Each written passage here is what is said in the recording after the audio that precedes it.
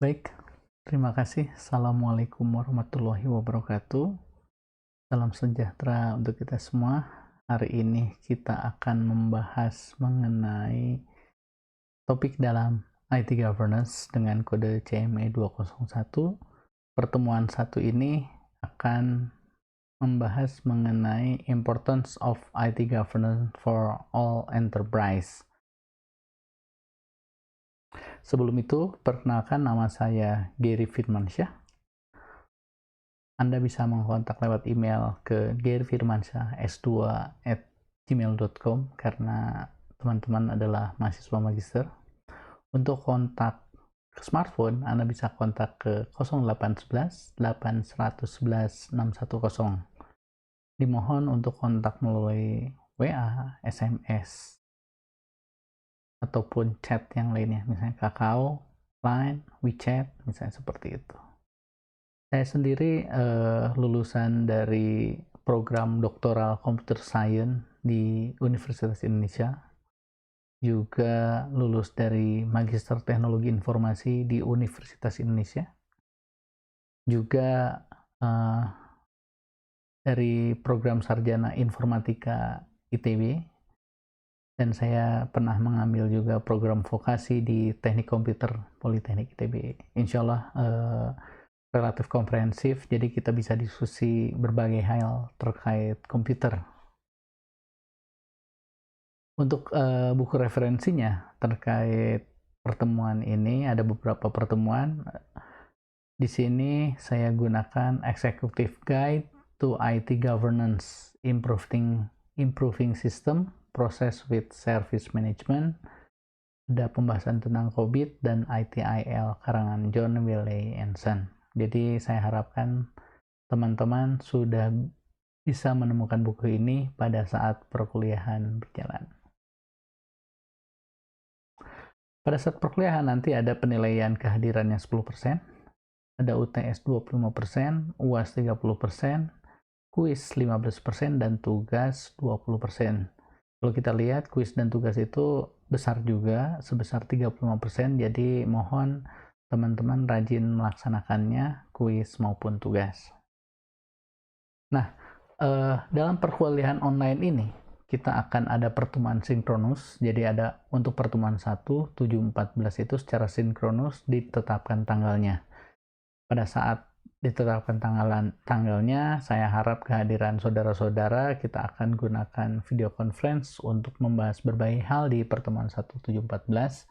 Nah, untuk pertemuan bukan 1, 7, 14 itu pertemuan secara sinkronus. Jadi teman-teman bisa membaca, kalau ada materi yang ditanyakan bisa menggunakan forum ataupun tadi media lainnya. Kemudian jangan lupa mengerjakan kuis dan tugas yang tadi sudah saya informasikan besarnya 35%. Nah, apa itu IT governance sendiri? Kalau kita lihat di dalam diagram di sana ada IT governance itu di tengah. Dia yang mensupport enterprise architecture, juga mendukung corporate strategic sama enterprise operation-nya.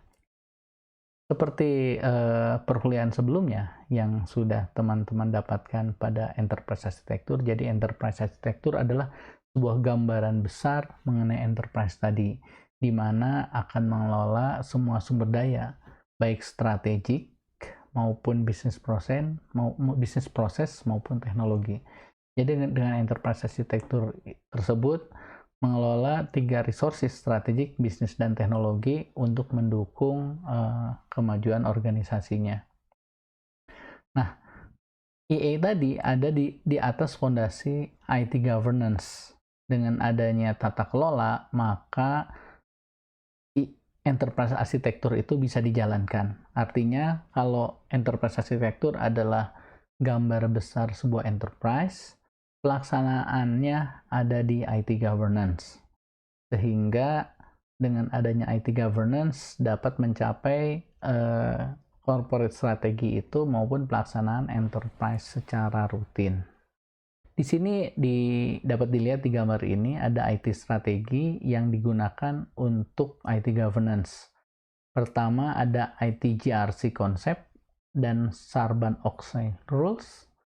ada COSO, ada ITIL, ada COBIT, ada ERM, ada ISO standar, IT security, project management, SLA, SOA, SDLC, VAL IT atau Value IT.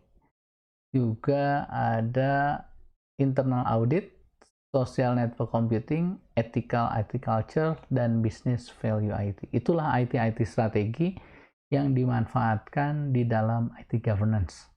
Jadi sederhananya dari gambar ini, untuk mencapai corporate strategi dan dijalankan secara operasionalnya, maka kita membutuhkan blueprint berupa enterprise architecture. Enterprise architecture adalah denah dari semua resources yang ada, baik layer strategik, business, information, kemudian sistem maupun infrastrukturnya. Nah, untuk menjalankan gambar tadi, maka dibutuhkan tata kelola.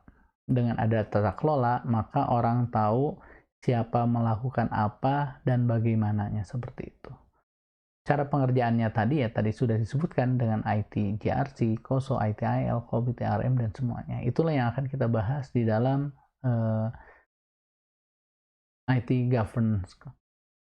Jadi, dengan satu gambar ini, IT governance konsep ini, kita bisa memperkirakan hal-hal apa saja yang akan kita pelajari dalam perkuliahan ini. Jadi apa itu IT governance? Ada beberapa definisi di dalam buku tadi disebutkan. Saya bacakan saja. IT governance is used to make sure that IT change process comply with regulatory requirement, both governmental law and rule as well as professional standard. Yang kedua, IT governance is the process of aligning IT change and expenditure to business requirement and expenditure. Sometimes it also covers the deployment of IT staff. Yang ketiga, IT governance make sure that day-to-day problem solving and support of all IT resources are alignment to business need. Jadi kalau kita lihat dari definisi pertama, maka setiap tata kelola tadi, tata kelola teknologi informasi yang ada di organisasi harus selaras dengan aturan yang ada atau regulasi yang ada. Baik aturan pemerintah, hukum, dan aturan pemerintah, maupun aturan-aturan atau standar dari profesional. Itu IT governance tadi. Jadi kita tidak bisa menjalankan organisasi ini dengan semena-mena. Kita punya aturan sendiri, gitu kan. Baik aturan profesional maupun aturan pemerintah. Sehingga apa yang kita jalankan dari enterprise ini bisa mencapai tujuan dan aman.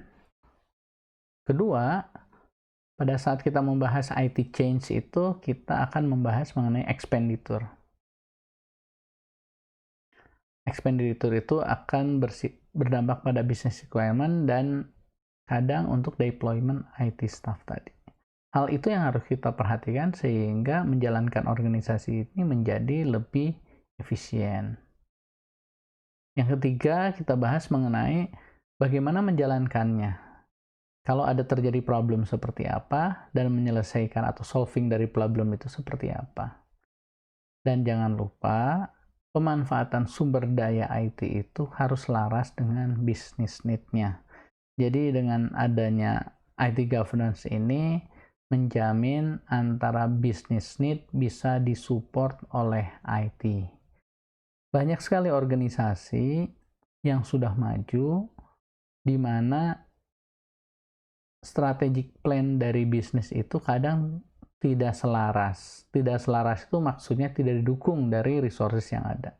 Jadi unit IT akan banyak belanja segala hal terkait teknologi informasi karena biasanya pemanfaatan teknologi itu sangat menarik. Dengan iming-imingan dari vendor itu bisa cerita kalau membeli ini maka strategic plan atau organisasi bisa maju sekian. Tapi kalau investasi dari teknologi tadi tidak selaras dengan bisnis, maka tidak akan tercapai apa yang diinginkan. Jadi, berikutnya adalah governance involve of mix of the following. Jadi, tata kelola ini campuran dari kontrol dari setiap aspek oleh IT work.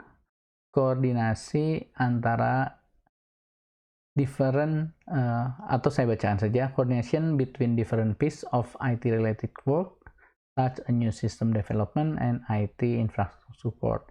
Measurement of the outcome of IT system and process.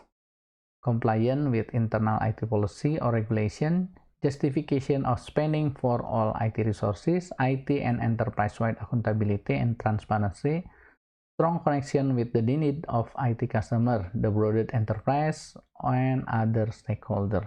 Jadi IT governance ini kumpulan campuran dari berbagai hal, dari mulai kontrol aspek, koordinasi antar unit, kemudian ukuran bagaimana pencapaian sistem dan proses, compliance dari internal policy dan regulasi, kemudian justifikasi belanja, dan banyak hal lainnya. Itulah IT governance. Kemudian kalau kita lihat IT governance objektif ini, ada 4 hal yang harus kita bahas. Pertama, strategic alignment, performance management, value delivery, dan risk management. Artinya, ada strategik yang harus, atau keselarasan dengan strategik itu menjadi poin penting dari tata kelola tadi. Artinya, tata kelola ini menjamin bahwa setiap inisiatif IT akan selaras dengan strategiknya. Selain itu, kita harus punya alat ukur, nah itu performance management. Dengan adanya performance management, kita bisa memastikan setiap tahapan ini bisa mendukung strategic alignment tadi. Dan jangan lupa setiap inisiatif itu harus menghasilkan value. Disitulah ada value delivery. Pada saat pengambilan keputusan, tentu selalu ada resikonya. Oleh karena itu, selain selaras, kita ukur juga dan harus ada dampak, tapi kita harus waspada dengan menetapkan manajemen risiko. Itu saja barangkali yang bisa saya sampaikan terkait overview dari bagaimana IT governance dapat atau dibutuhkan oleh enterprise. Terima kasih. Assalamualaikum warahmatullahi wabarakatuh.